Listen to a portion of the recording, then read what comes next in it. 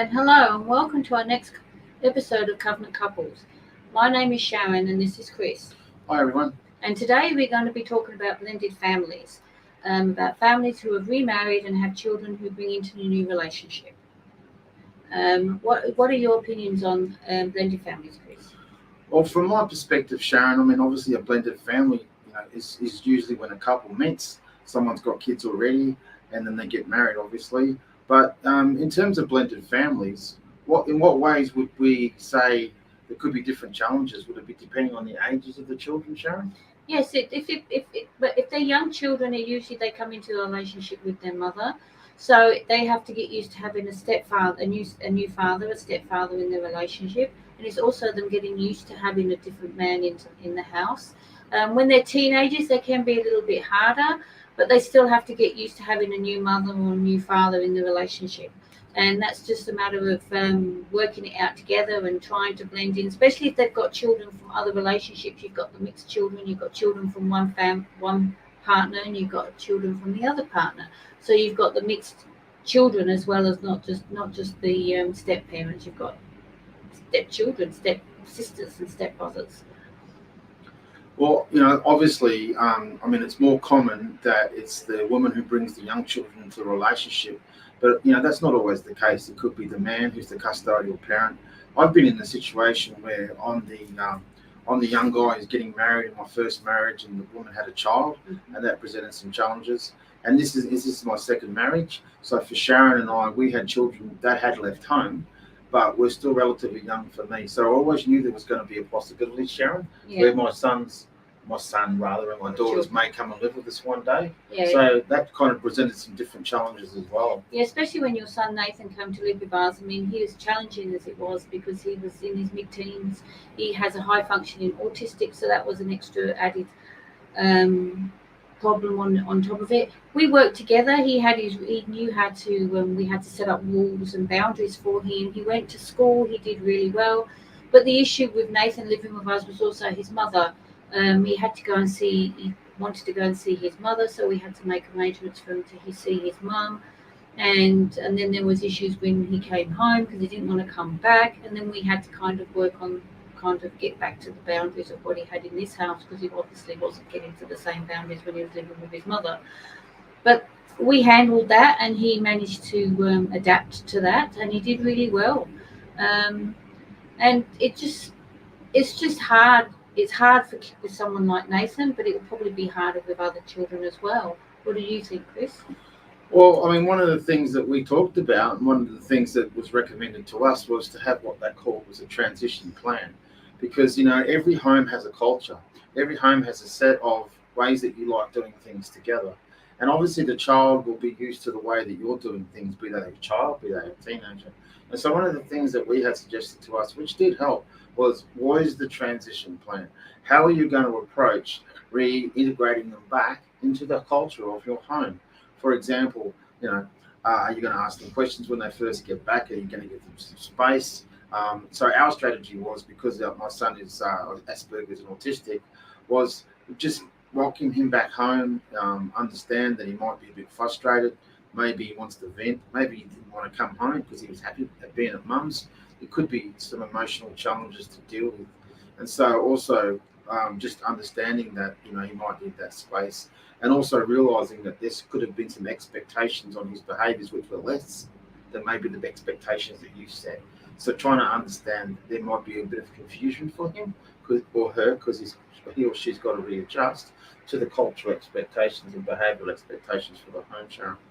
Yeah, and also as a couple, you have to have your own boundaries. You have to kind of work together and be on the same page. You can't contradict each other when it comes to that child. Yes, that's important. And never have an argument or a disagreement in front of that child, because it just lets them think that they can get away with what they want to. So you just kind of do that on the side, and you try and work together so that they both know, the children know, that when they are doing something wrong, they know that they can't go to their parent, or they can't go to the step parent. They know that they both got to get the same decision no matter who they go to. Yeah, that's really important. I have seen situations where, maybe a parent is not happy with the way the other parent is dealing with that child, and that could be in a home situation where both parents are biological parents. So it's not specific to step families by all means, but it's just so important that if you're not happy with how the other partner is dealing with the children, that you don't bring it up in front of the children. But one of the things that I talked to Sharon about, part of our transition plan, was understanding that when the child comes back home, whether they're a young child or teenagers, they may very well relay back to you some of the things the biological parent has said to you. In my situation, my ex would say something to my son, which would be relayed to me. Now, I can't say that I always handled it properly at first. I would react, I would get upset. It's really important, even if you have to say a little prayer, Lord help me, because I started to do that, that when the child starts letting you know that the mother's been saying this about you or that about you, you could also even feel like a protective instinct kick in. Why are they saying it to you? That's not right. They shouldn't be doing that. That doesn't help the child. So from my perspective, I had to learn to zip it and pray a lot of help me, Lord, even clench my teeth sometimes.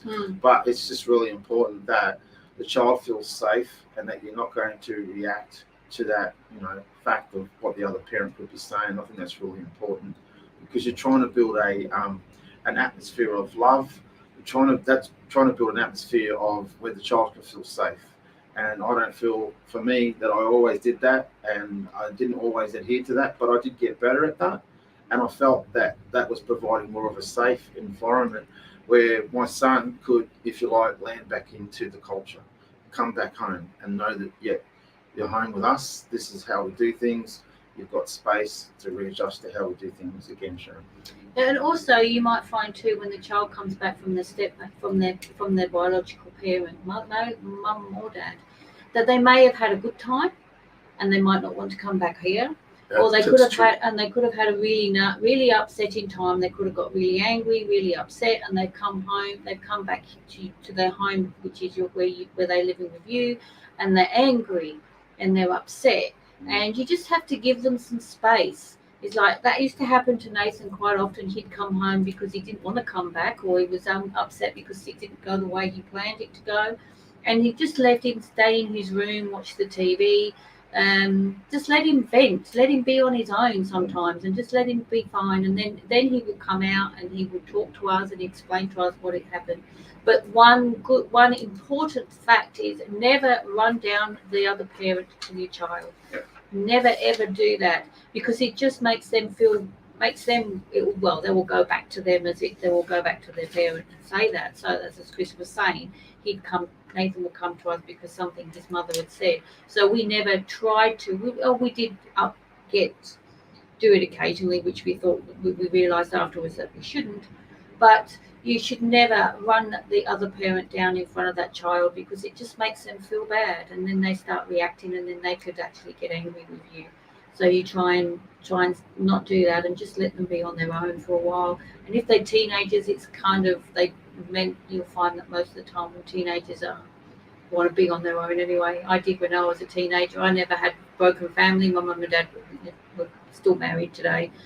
And I just wanted to be on my own, just wanted to be by myself, watch the TV or read a book or listen to music. And if they want to do that, let them, because, teenagers are a strange species in their own right anyway. So they kind of just leave them on their own. They will come to you when they're ready to talk.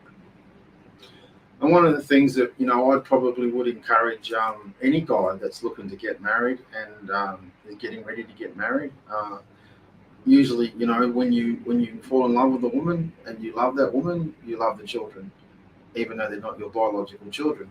And probably one of the things that I would say to any guy that's looking to get married again is understand that a friendship is more important.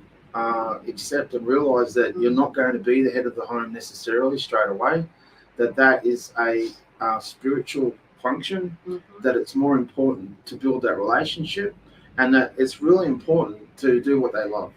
You might not like watching the footy, but they might like watching the footy. You might not be that interested in playing soccer, but they might love it.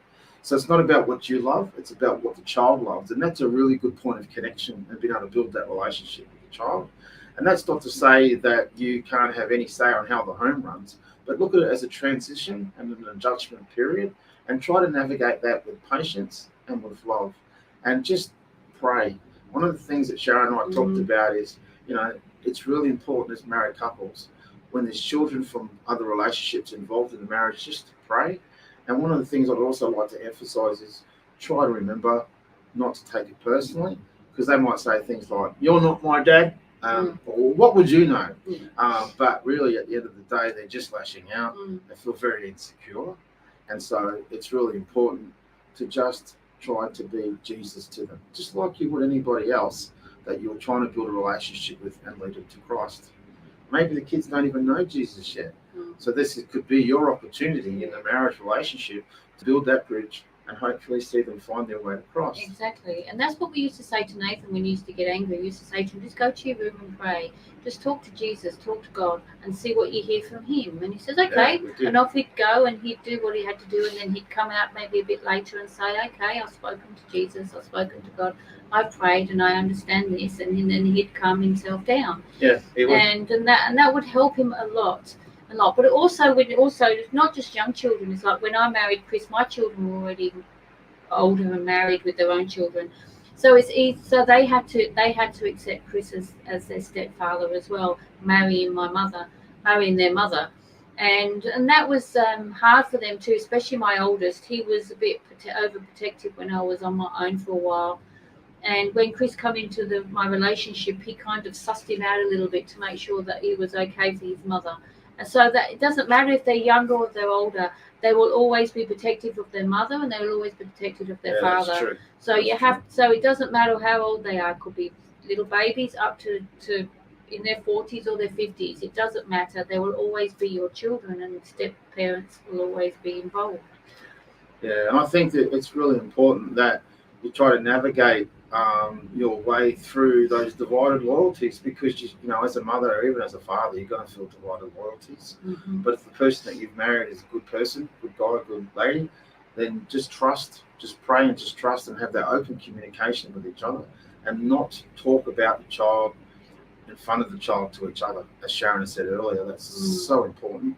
And it's just also about me. I just want to emphasize that, to me, when we live in a world where, sadly, even in the church, you've got 50 to 60% divorce rate and then remarriage. So blended families is a big factor in today's world in churches. And I just really wanted to bring this across with my wife, Sharon, that a covenant couple relationship is just as wonderful for a blended family as it is for a non-blended family. I remember once years ago, Sharon, I heard this telecast on 60 Minutes. It was about blended families, and one of the guys in the show, who's clearly doing it tough, said, there's no such thing as a blended family. They curdle. I dispute that, and I disagree with that, because I feel like as Christian people, as a Christian couple, as a covenant couple, we have the Lord that we can lean on, and we have the Holy Spirit, and hopefully you've got a good church support network that can help you navigate these challenges, these emotional minefields that teenagers are going to throw at you, especially young teenage girls. Yeah. Wow. That's a big thing for a guy to navigate through, believe me. And you've been through that. Oh, absolutely, I haven't. But it's not impossible. And what I mean is, it doesn't have to go off track. It can be tough. It can be challenging. There can be lots of things that you're going to have to go down, and you just think, how am I going to deal with this? Just be open and praying. Just be willing to reach out to help. Hopefully, you've got good pastors to talk to, and just know that it's not impossible. That with God's grace and with God's love, and just being united as a married couple, and keep those lines of communication open about what you're dealing with each other. Love and respect each other, even if your stepchild, is not talking to you properly, and you feel like maybe your wife or husband's not speaking up about it. It could be for a very good reason that they're not speaking up about it. There could be a right way for that to be handled, and it's definitely not in front of the other child. Sorry if we keep emphasizing that, but it just builds instability, and it just really fosters insecurity in the child if you keep reacting and keep speaking up to each other in front of the child. In front of them, yes. Yeah. All right. Well, I just want to say thank you. And sorry, I'm taking over. My wife's supposed to be the host. It's good to be in our studio again. Yes, it is, definitely. And if anybody has any questions, they're quite happy to respond to this podcast, this message. We can answer them later. Maybe we can have another episode where we can actually have discussion with other people and answer some of the questions what you're having issues with. Well, email address is actually info, I-N-F-O, at authenticvoices.life. And that's exactly right what Sharon just said. You know, we have the honour and the privilege of doing this in partnership with Pastor Gary and Pastor Amanda Hoban, who are the wonderful pastors of Refinery Life Church. And, you know, we're going to get them on. And, you know, they're in a situation where they've been remarried and, you know, they've had to navigate some of this stuff. We've spoken to other couples that are remarried and they're covenant couples and they've had to navigate some of this stuff too. Yes, exactly. But there's other things that we want to talk about, but we'd love to have an opportunity to maybe talk to other couples about it. But it's such an emotionally charged topic, and it doesn't have to be. We can work through this together. Mm-hmm. We can find ways to navigate this together in love and grace with Jesus' help. Amen. Amen. So thank you. Yeah, thank you. And hopefully we'll see you next week. Absolutely. Every Friday. Every Friday at 5 p.m. Perth time. It's Australia. Bye, everyone. God bless you. Bye.